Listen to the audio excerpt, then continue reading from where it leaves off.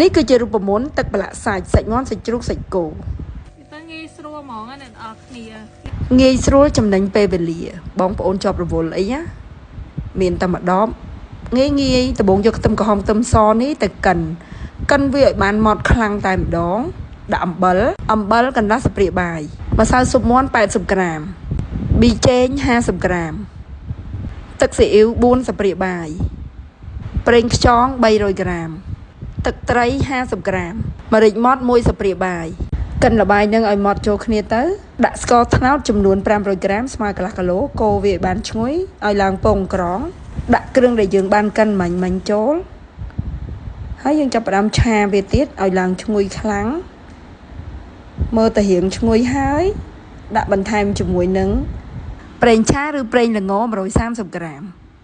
ឆាវាឲ្យបានរៀងឆ្អិនបន្តិចមកចាំដាក់ល្ងដែលយើងលីងរួចណាល្ងឆ្អិនណាចារួចរាល់សម្រាប់ទឹកប្រឡាក់សាច់អរគុណ